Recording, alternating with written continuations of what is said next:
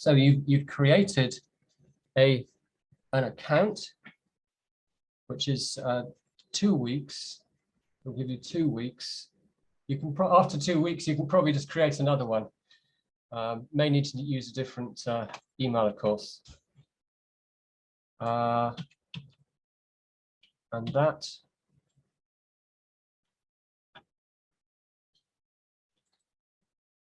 will take you to the login page. And then when you log in, you'll get to something looking a little bit like this. I've got a little bit of content here. You won't have any content at all. So I'm going to show you how to create or set up some content. So you saw this file. This is a sentence. This is what we're going to translate.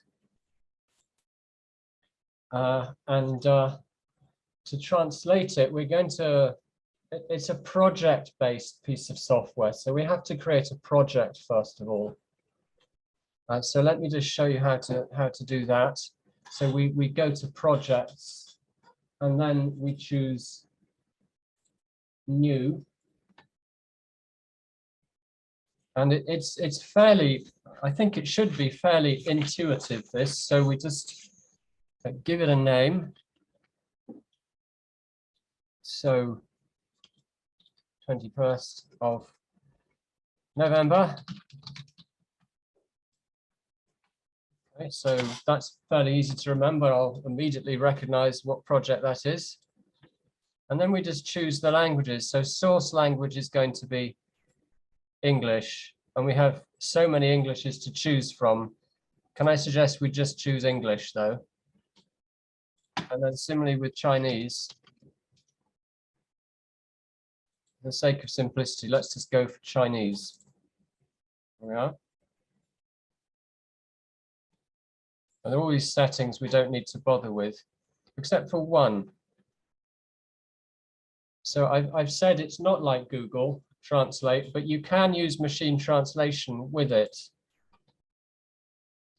But to start with, can I suggest that we switch that off? Now, if you're quick, you can follow. You can do what I do as I do it. But don't worry, if you're preferring to watch, that's fine because the instructions are in the handout. So do just watch. I'm not expecting you to do this as I do it. So I'm going to disable the machine translation, so it'll just be us doing the translating. Okay, so we're going to create now. And that's ready. And computer-assisted translation, CAT, it relies on something called translation memory. And a translation memory is it's a database which remembers all the sentences that you've translated. And of course, as you translate, it gets bigger and bigger. And as it gets bigger and bigger, it gets more useful. So in order for it to work, we have to create one. So this, once again, is fairly intuitive. I created one just recently with this login, but let me create a new one now. So we give it a name. Can I suggest you just call it my translation memory or something like that?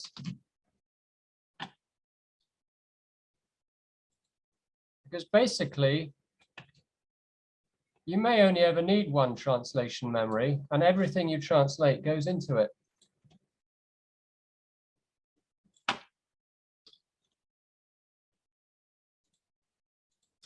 So English, Chinese, create.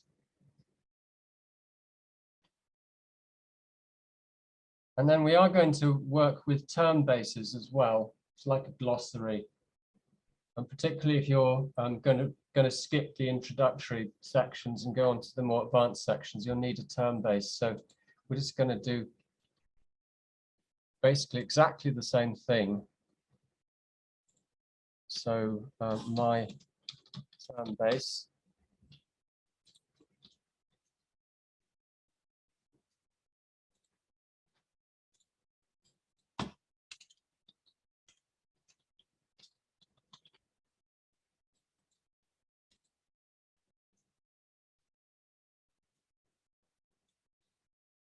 I'm doing it wrong. There we are. Chinese and English. Oh, there. Okay, they are both there. Right, fine. So create.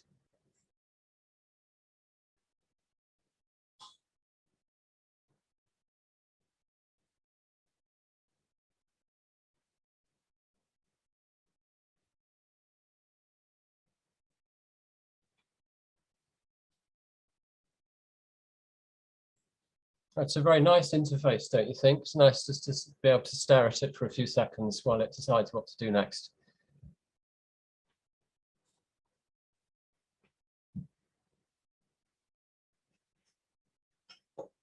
So what we're going to do next is import this is a sentence file for translation. So it's just got a little bit stuck. I'm just waiting for the create process to finish. It's taking a long time. Oh, there we are. Okay, all right. Okay, so we can go back to projects now. And so here's our project. If we open it, and you see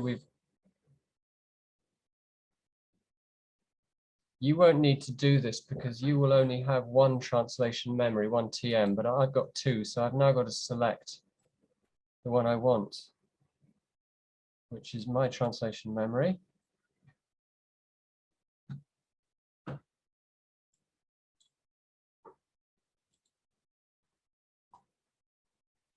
Okay.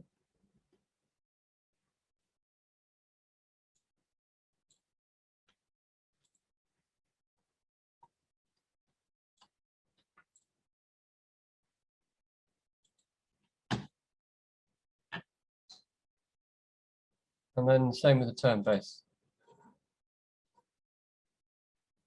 Once again, you won't be asked to do this.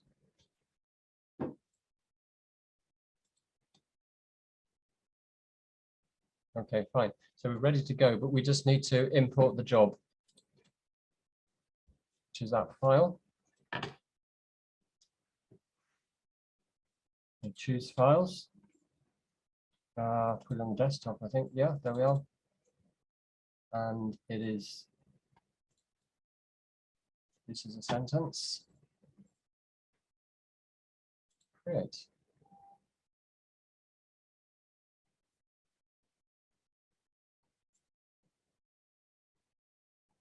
And there we are. You can see it's ready to start translating.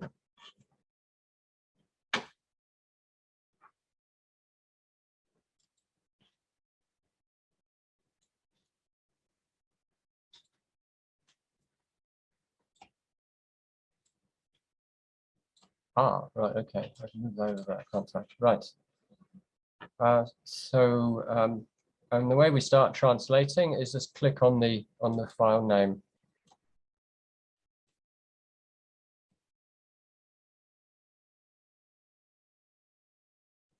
We're ready to go. So this is the translation editor. And what it's done, it's provided the source text sentence by sentence in a column on the left-hand side. So we type our translation in here. And I can tell everything seems to be working okay because I've got an active TM, translation memory, and I got an active TB, a term base. So everything should be all right. So let's just switch to, I need one that does pinyin input, which would be that one, Changjie, I think, is it? That's pinyin, is it? Or maybe this, I'm not sure, let's try. No, it's not. Can't cope with that one. No, this one. This one also.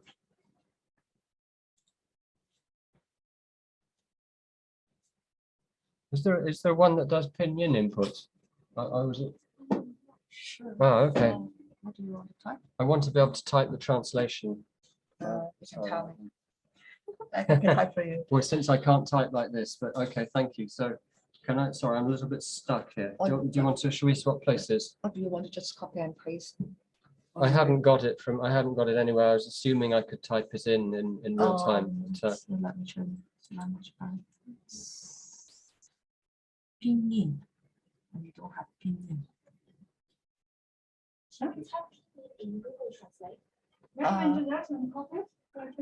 could do. It kind of defeats the purpose of using phrase. But yes, it's a very good idea. Or I could type it in pinyin. It would look a little bit crappy, but I could just type. I could just type like that. It doesn't look good at all, does it? But yeah, could you please? Yeah, all right, thank you. Thanks very much. No problem. All right. So I don't don't know think if there that is would be a your note. preferred translation. 这是一个就是一个海一个轨迹。 Almost perfect. Thank you. I'm sure it wasn't though. You're very kind though.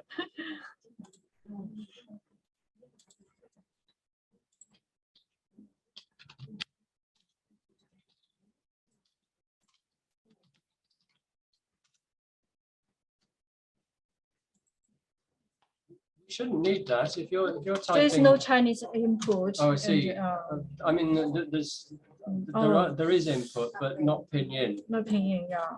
Oh, it can't be done because There's one called Chanjie, which I've heard of.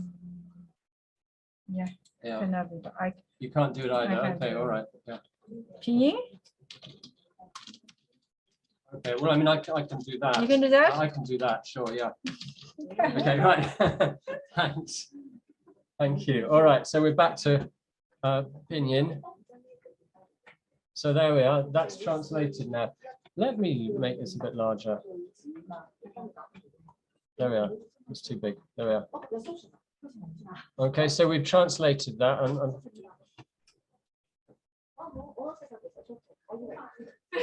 We can help you to cut by another. Okay, all right. Yeah, thanks very much. That really doesn't look good, does it? Particularly when I'm trying to show you how to use the translation tool.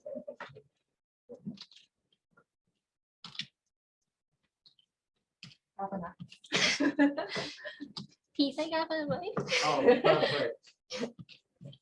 You see, I can actually do that with pinyin, but thank you. Thanks very much. So might need you back in a minute for the other three, or for the, two of them anyway. So we're happy with that, and now we're ready to add it to the TM and move on to the next one. And the way we do that is by pressing Control Enter on the keyboard. Control Enter. It's in a handout. Control Enter, and that's done several things. It's marked this one as translated. It's confirmed. And also sentence 4 is identical, so it's pasted it in for us there already, which I guess is quite handy. Right, so I'm going to, well, I can copy and paste this, and it's already in the TM because it's showing up on the right-hand side. There we are. But I need someone to type the word leng, or ling, sorry.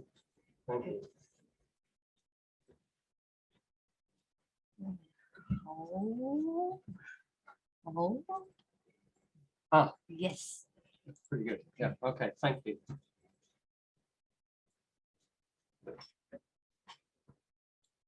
So Control Enter there. And then, so we want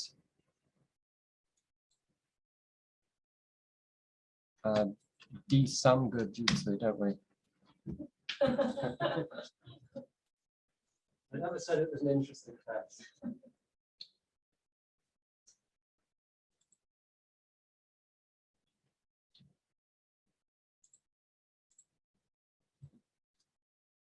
Sorry. Right, there we are. So, and then Control Enter, and look, we finished translating it. Okay, and so the only other thing we need to do now is to get that out of Memsource, so it's a Word document again. So let's close that. You see, I said Memsource phrase. You see, phrase works in tabs. As soon as we move to the translation editor, it opened another tab. So let's close this tab. Seem to have finished. It freaks me out. I don't know about you. It freaks me out when I get told that, and I've done everything I want to. I get very paranoid. So anyway, the way we export a completed translation, we select it, and then we download it as a completed file. Now it's gone somewhere. Okay, we'll open it then. There we are. So that's what it now looks like. And if you remember the original, there we are. And it's been translated. And the file name, okay, so it's the same file name, but it adds language code, which could be useful if you're a project manager and there are several languages active in the project. It enables you to keep tabs on which is which. But it also means that when it gets downloaded, there's no risk of overwriting the original one, which I guess you don't normally want to do. Okay, so there we are, that's done. And by this time rather, we are right at the bottom of page 5. There are one or two other things actually. Actually, there are a few other things to show you, but that's basically the first 5 pages of the handout.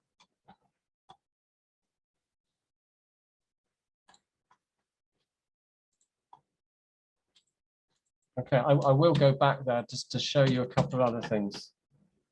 So I'm going to open the translation again.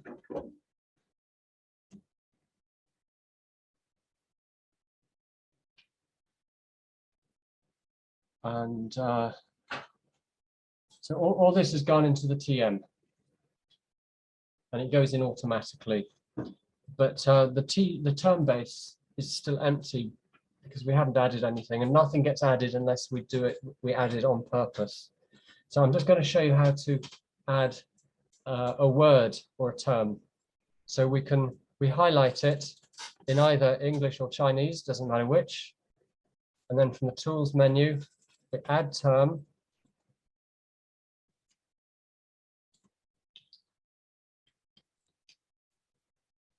And we just click on add. Okay, so now when we move to a new segment, and the segment has a word in the term base, it gets highlighted. And then not only that, we can paste it in from there. We can go Control 2, and that pastes it in.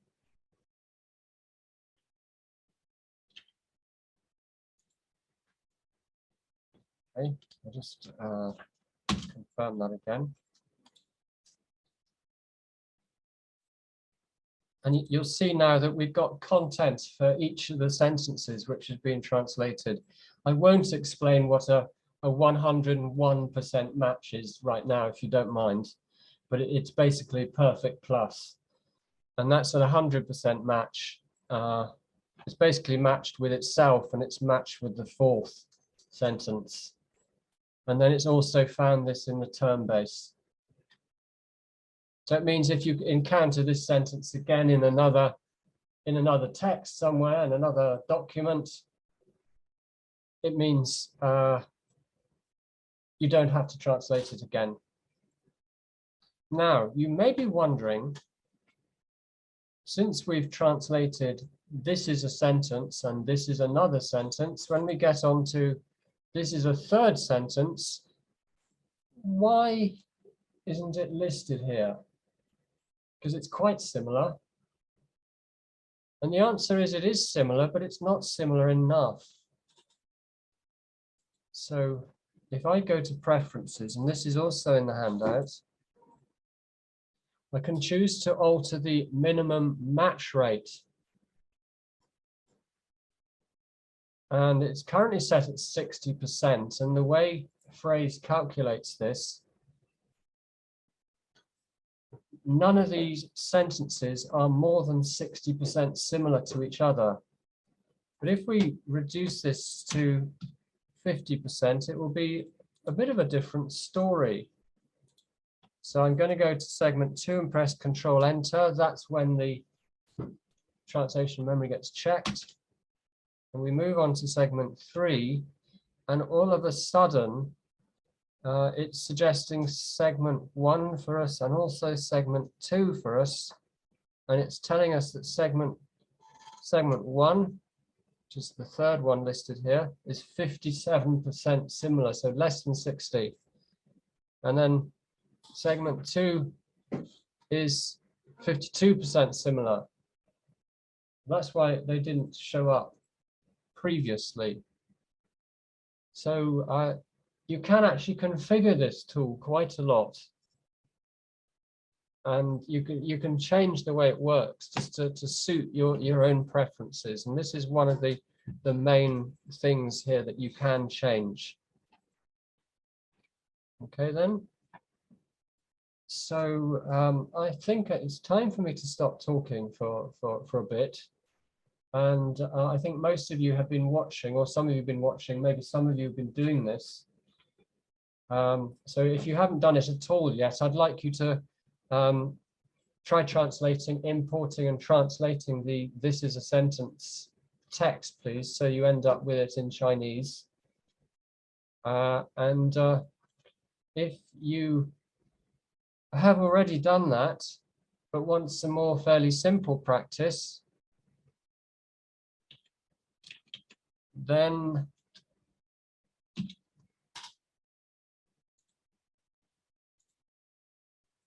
you can try *TX010203.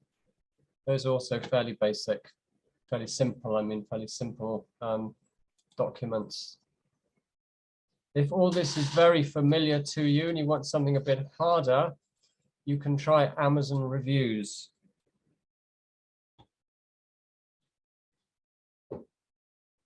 Okay.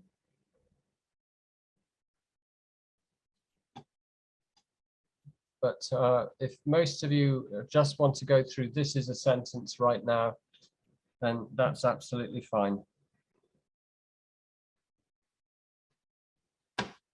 Okay. And I'll start coming around in a minute or two.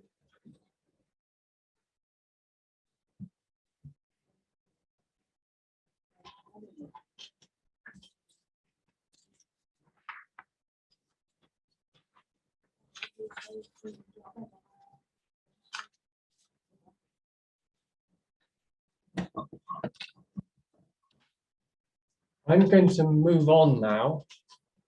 So you're welcome to watch, or if you're stuck in what you're doing, if you're stuck into it, then that's fine. You carry on with that. But if you're ready to absorb more input, then do watch what I'm going to show you now.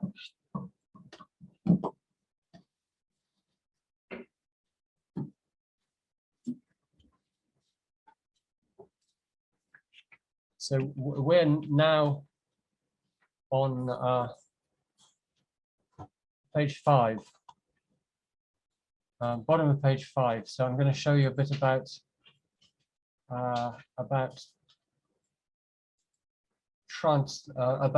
working with fuzzy matches then. So for this, I'm going to close this. And I'm going to import this new, completely different text, which is called "This is a sentence too."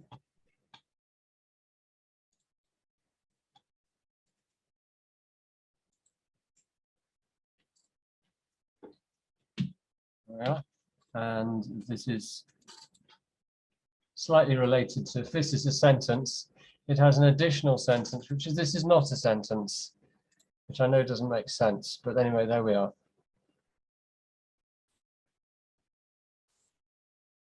So, and I'm going to, just for demonstration purposes, I'm going to create a new translation memory. And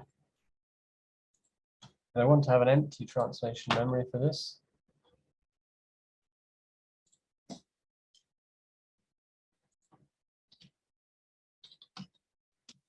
It's called demo TM.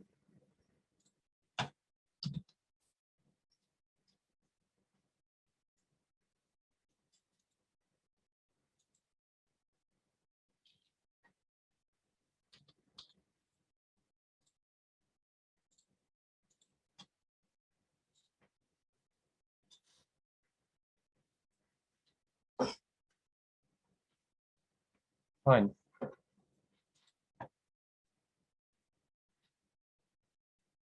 Right, so I want to use, these are the projects. Right, here we are.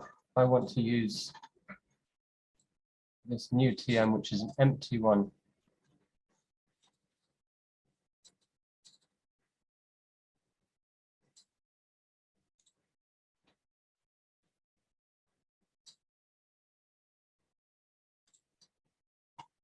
Okay, there we are.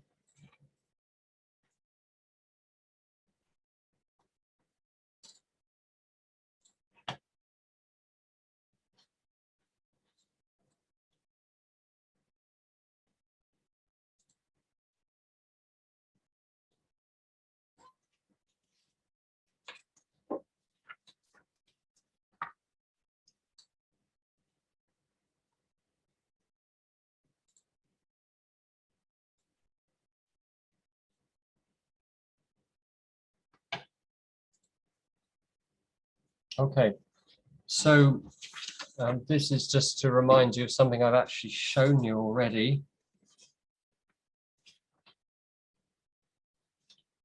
which is under tools and then preferences. This is one of the most useful preferences.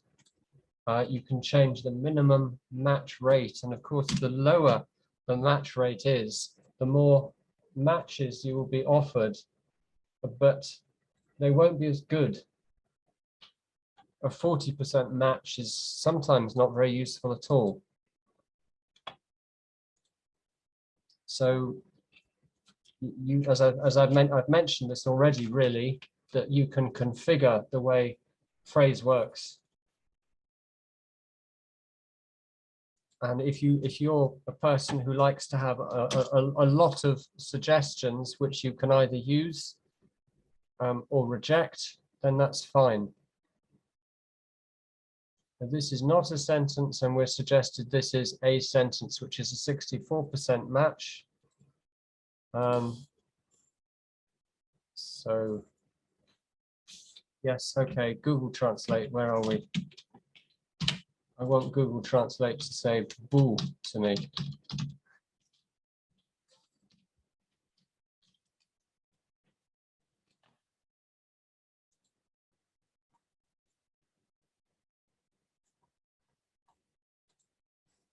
This is a little bit different from what I was expecting. Why is it in Vietnamese?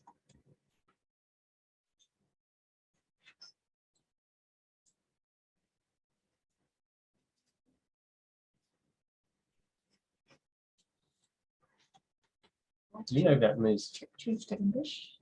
Oh, good point. Yes, thank you. I didn't see that. Thank you. Oh, that's more like it. Right, there we are. English. I can't even remember what I was using. Was I using traditional? Yeah. Okay. So not.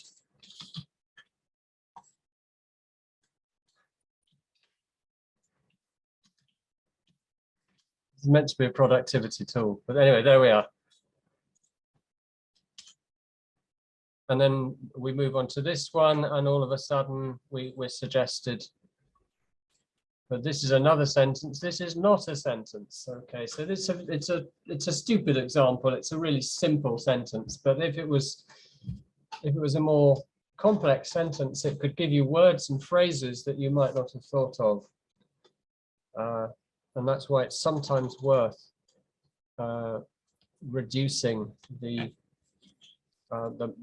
minimum match level. Okay.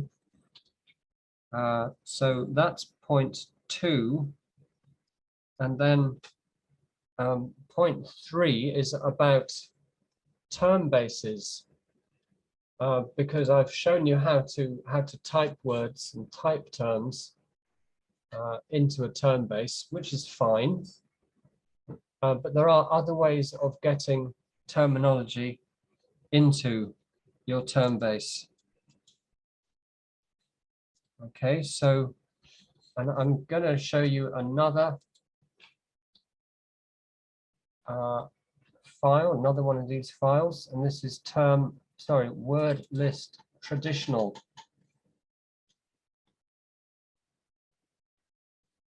Excel is a very convenient format to use to store terminology in word lists. And as you can see, it's just 2 columns with the language identifier at the top, and then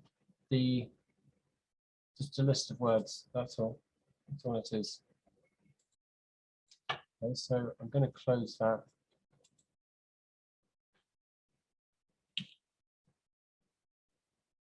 Close that as well. It wasn't finished, was it?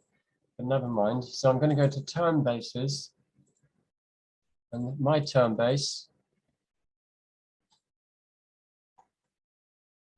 Well, that's the total of its contents so far, just sentence.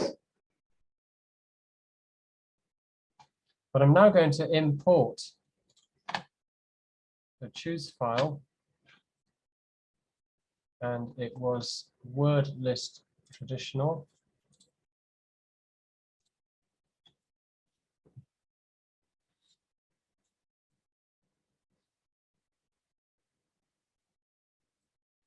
Why didn't it work?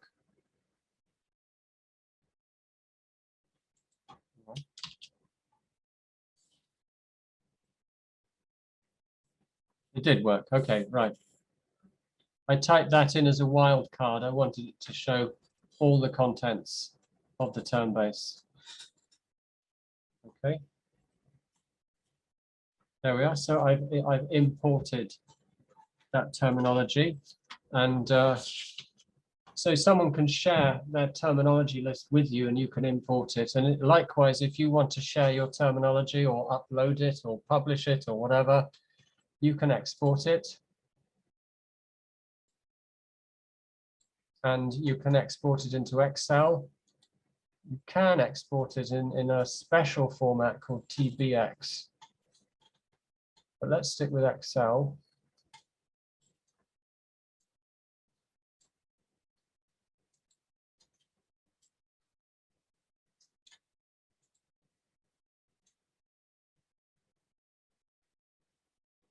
There we are. So it's added some content.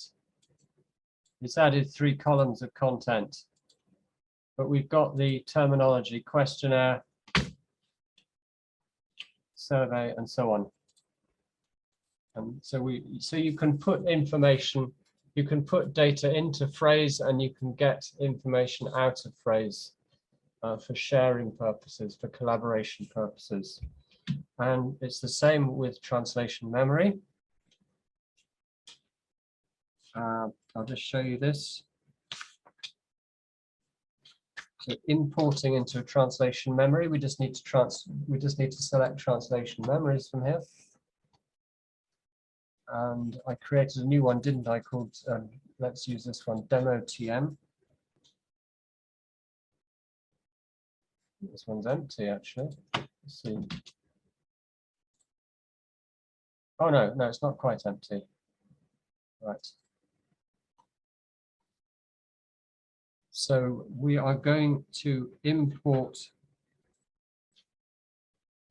another file. This one. So once again, we don't need to bother with this one. It's a unique string of characters, so we can be sure that no other sentence anywhere in the world basically will be identified with this list of characters, which can be useful in some contexts. It's created a few extra columns, which I won't explain now, but basically it does give the Chinese and the English, which is what we're interested in. So we're going to import that into this translation memory, import, choose file, this one.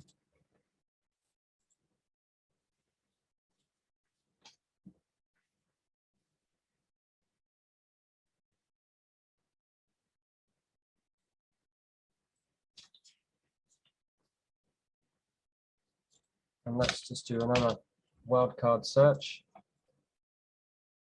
Yeah, we have some more content. It's worked now. Okay. It's still a tiny TM. You can, if you use TM regularly, a translator will translate without using MT. Will translate 2,000 words a day. So that's English words, I mean. Assuming, you know, translating out of English. So that would be about 100 sentences, 120 sentences. So after you've been translating, after you've been working for a month, that would be 2,000 segments. And after you've been translating for a year, allowing a bit for holiday and so on, that would be 20,000 segments in your TM. So it does grow.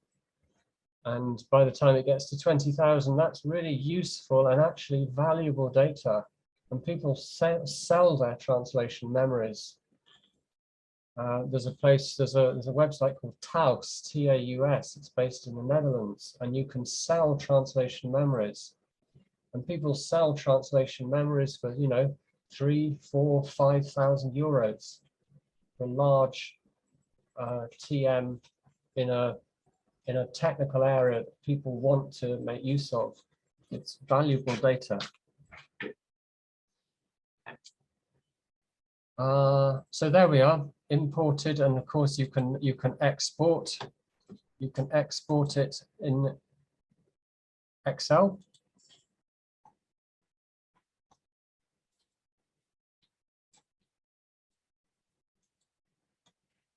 Okay, and then you can also export it in TMX. I'll just show you this. And that stands for Translation Memory Exchange. I guess this is all going to downloads. Yes, right, okay, here we are.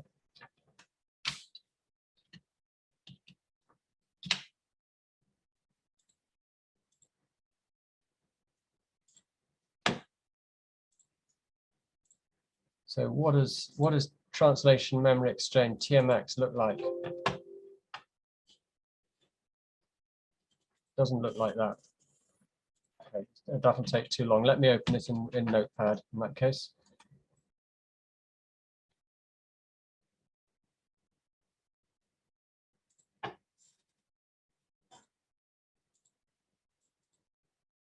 There we are. That's what translation or TMX looks like. And the point, what is TMX? You see, it's a file type that all translation memory tools recognize. So it's perfect for sharing your translation memory with other people, because you can export it, you can send it to them, and they can import it into their tool, even if they're using a different tool. And you get this sort of nested format. So all of that is a translation unit. And then that's the next one and the next one and so on. And it states it states all the information, says who it's created by, it says that it belongs to a project, says who modified it. That's scary, because if your name gets against an incorrect translation, it can be traced back to you. Okay, so that's TMX. And I'll pause again at this point. And if you want to go back to what you were doing, that's fine. Alternatively, you want to try out some of those things, you can look at activity 2 on page 5, or activity 3 on page 6, activity 3, 4, and 5, in fact, pages 6 to 7. And for those, you'll need some of the other files that have been shared with you. Thanks.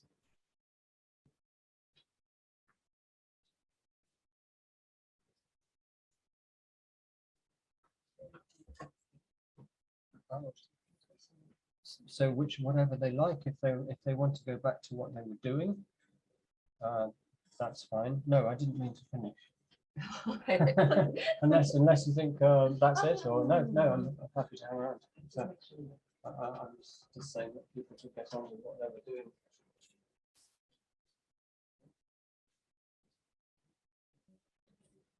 We had I just don't want to tell you this if you are interested. We had our commencement ceremonies last week at Baptist University, and I met some of my MA students from last year. I've been teaching them this. And one of them came up to me and said, I got a job in a translation company, and I use Memsource every day. Phrase, rather. I use phrase every day. I think she said Memsource. And she described how the company uses phrase and uses another, project management system, and how they communicate with each other perfectly. And she was really impressed by that. And this is the software that they use in the industry. And it does a lot more things than what I've been showing you now. But I just wanted to feed that back. It was great to hear that from her. She just started in her job and is finding what she did at Baptist University with phrase and with other translation tools, really useful.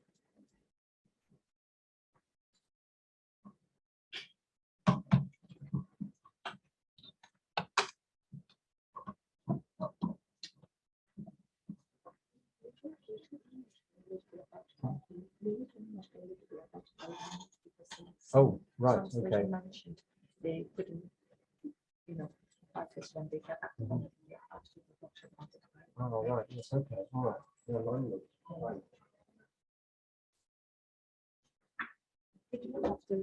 You have to find each other.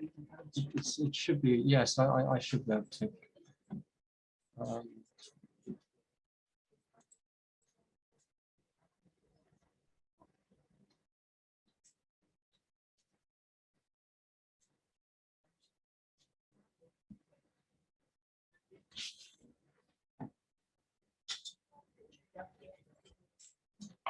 Oh.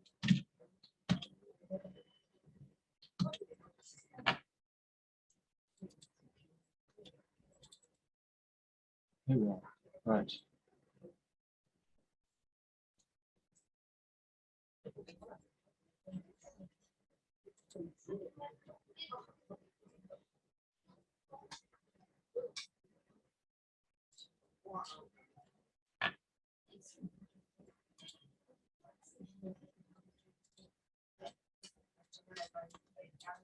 What's wrong now?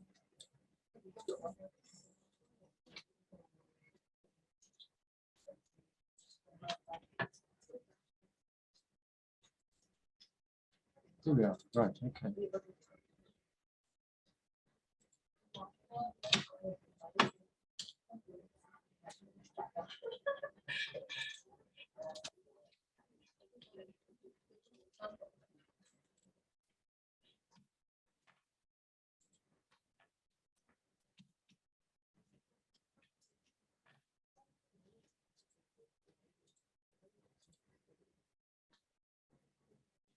So you want to know about alignment.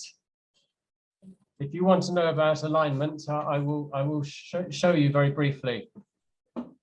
So alignment is if you want to turn an old translation and its source text into translation memory, you can do it.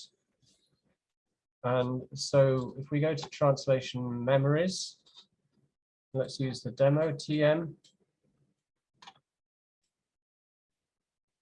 And we choose a line. One source and one target file. So the source is going to be the English file. And you guessed it, there we are. And the target is going to be this one, which I've just changed a bit.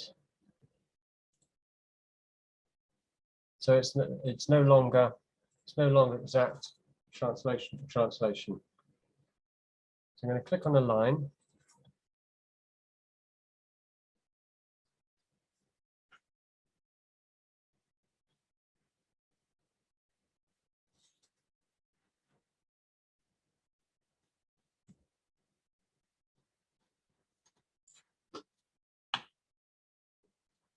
I was expecting it to do something there.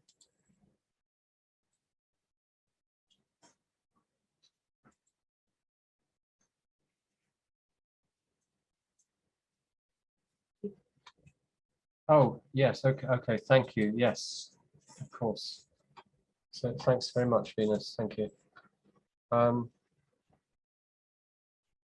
Okay, so all it does, it turns it into an Excel file. And you can edit this. So this one's okay, and you just have to go through checking the alignment is correct. That's correct. That's correct. Oh, hang on. What's happened here? Well, actually, what happened there is I switched this. I switched the order around just to demonstrate. So we correct it. There we are. It's now correctly aligned. We save it, and that can now be imported into the translation memory. Okay. Now, some of the other tools, the other TM tools, like Trados, for example, it has its own alignment tool, and it's very visual. And although in many ways I'm not a fan of Trados, I do think that tool is good and it's quite easy to use. But maybe Phrase will produce something similar at some point. So that's a very quick demo of how alignment works. Does anybody else have any other questions?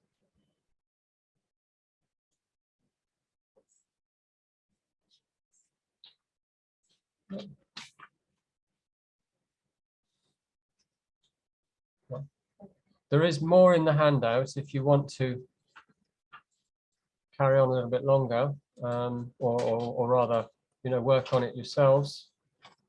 So we've got to the top or halfway down page 7.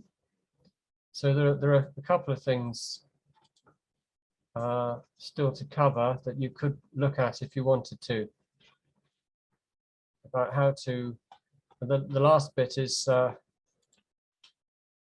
just to show you that Phrase doesn't only work with Word documents. We've only been using Word documents, but it will also translate web pages, or XML files, or Excel files, or PowerPoint files, or Creative Cloud files like InDesign, for example.